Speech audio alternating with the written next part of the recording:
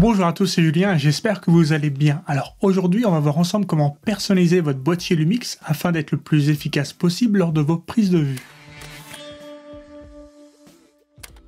En effet, dans cette vidéo, je vais vous montrer différentes façons de personnaliser votre boîtier, mais en aucun cas, je vais vous imposer mes réglages en fait. Ça va être vraiment à vous d'adapter cela à vos besoins spécifiques. Quand on parle personnalisation, le premier bouton fait pour ça sur le boîtier Lumix, que ce soit la série GH ou la série S, c'est le bouton Q Menu ou Quick Menu. C'est un bouton qui vous amène à un tableau de raccourcis.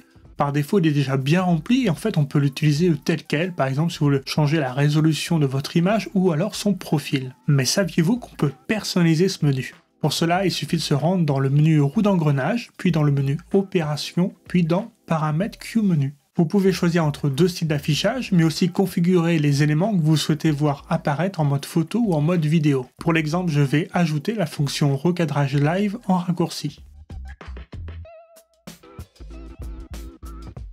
J'ai maintenant accès à cette fonction directement avec le bouton Q Menu sur mon boîtier. La deuxième façon de personnaliser son boîtier, c'est justement avec les modes personnalisés C1, C2 et C3. Ils sont directement accessibles via la molette principale de votre boîtier. Le principe est simple, cela vous permet rapidement de mettre votre boîtier dans une config personnalisée à l'avance. Du coup, c'est un gain de temps énorme en tournage plutôt que de tout refaire à chaque manipulation.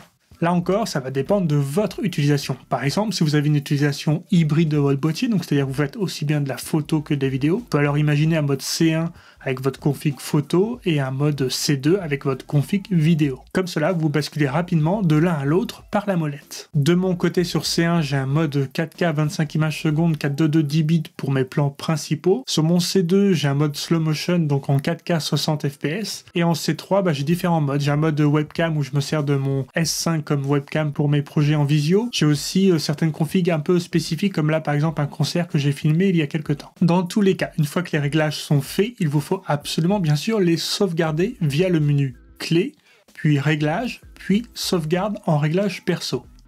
Ici, vous pouvez choisir sur quel mode vous voulez enregistrer vos réglages et aussi modifier le titre si besoin. On peut alors tout imaginer pour retrouver instantanément ces réglages grâce à cette molette. Ces réglages personnalisés peuvent d'ailleurs concerner aussi bien les réglages de votre boîtier au niveau de la résolution par exemple, que les fonctions associées aux boutons de votre boîtier. Et c'est de cela qu'on va parler maintenant. Si on prend comme exemple le boîtier Lumix S5, celui-ci possède pas moins de 16 boutons personnalisables. On va voir ensemble qu'il y a plusieurs façons de les configurer. La première méthode est de passer par le menu de la roue d'engrenage, puis opération, puis réglage touche FN. On retrouve alors 3 pages de boutons personnalisables avec le schéma du boîtier pour mieux vous repérer.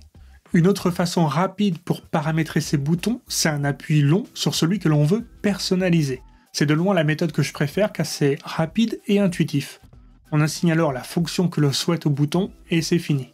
Dans tous les cas, une fois vos boutons personnalisés, quelle que soit la méthode, n'oubliez pas d'aller sauvegarder tout cela sur un mode C1, C2, C3 comme on a vu juste avant. Petit bonus, il y a une façon supplémentaire pour pouvoir personnaliser votre boîtier et cela en détournant une fonction principale de celui-ci. Cette fonction, c'est le marqueur de cadre qui vous permet de simuler un cadrage de 2,35 par exemple sur votre écran. J'avais présenté cette fonction lors du test du S5, je vous mets le lien. L'astuce est ici de régler le cadre en 16/9 et de lui assigner une couleur. Par exemple, si je suis en 4K 25 images secondes, mon cadre est vert. Par contre, quand je suis en 60 images secondes, il est bleu. Ainsi, on peut rapidement identifier dans quel mode on se trouve et ça peut vraiment être pratique sur un tournage. Je remercie d'ailleurs beaucoup Renaud qui m'a confié ce hack qui m'est très utile et peut-être qu'à vous aussi. D'ailleurs, si vous-même vous avez des techniques, des astuces pour personnaliser votre boîtier Lumix, que ça soit en S ou en GH, n'hésitez pas à écrire en commentaire juste en dessous. Et puis voilà, on en lira ça ensemble et ça peut vraiment aussi bien m'aider moi que d'autres abonnés de la chaîne. J'espère que cette vidéo vous a été utile et en attendant, prenez soin de vous.